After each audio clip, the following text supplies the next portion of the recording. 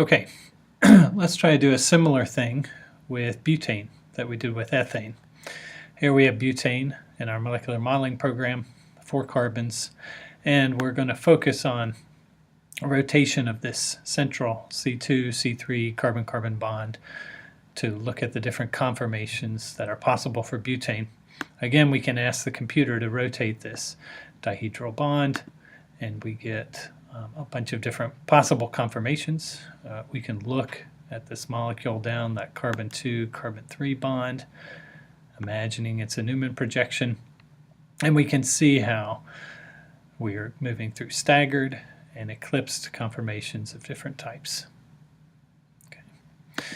Now, again, let's ask the computer to calculate the relative energies of each of these different possible conformations, and we see some relatively high energies. These look much higher compared to the ethane that we were looking at before. Here's one nearly 18 kilojoules per mole, and we get some very low energies. Here's the lowest I can see in this piece of the spreadsheet, negative 4.34 kilojoules per mole. And what kind of pattern do we see here? It looks like it comes down and then up, but maybe not up as high. So it looks like maybe a different pattern than we saw for ethane.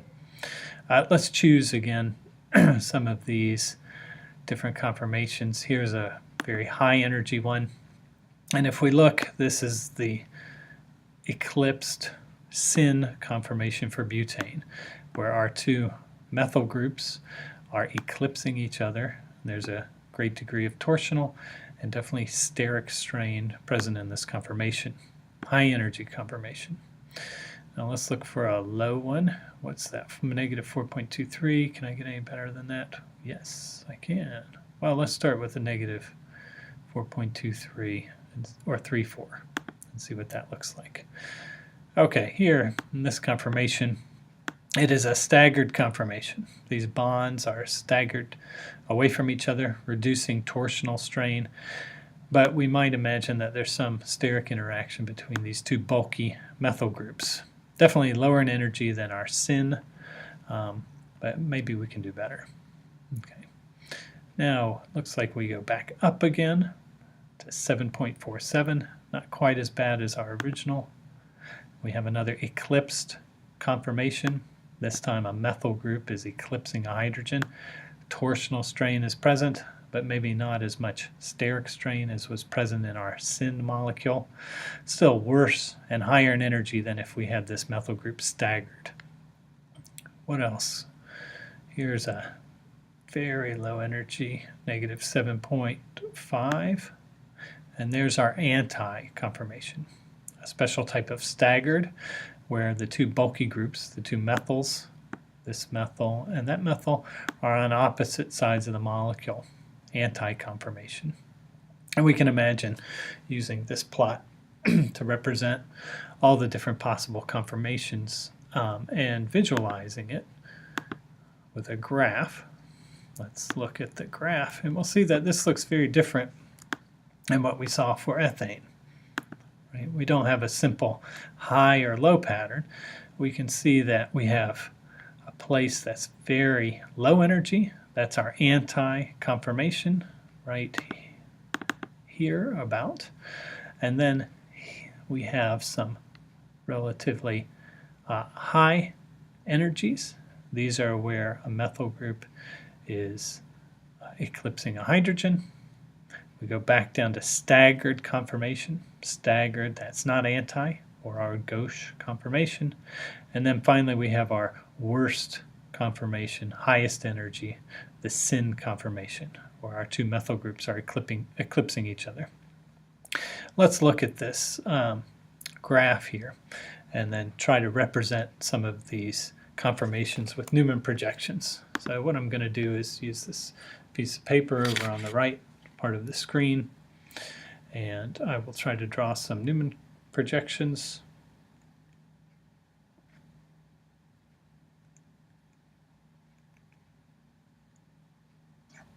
Here we go. Okay, so let's take a staggered Newman projection.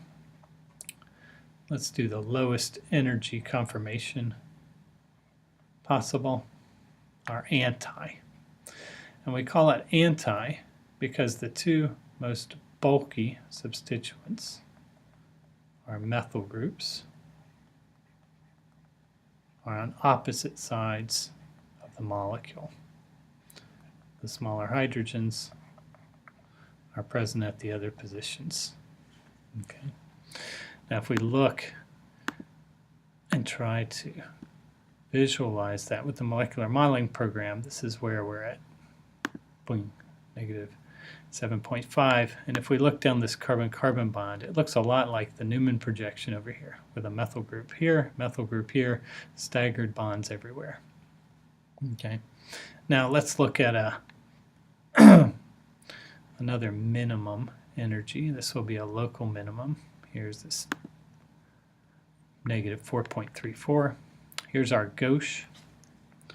And so if we represent that with a Newman projection, we can draw, again, a staggered framework for our Newman projection. But in this case, one of our methyl groups would be up high. The other one would not be on the opposite side of the molecule, but would be staggered next to it. And again, with hydrogens at these other positions, we call this gauche.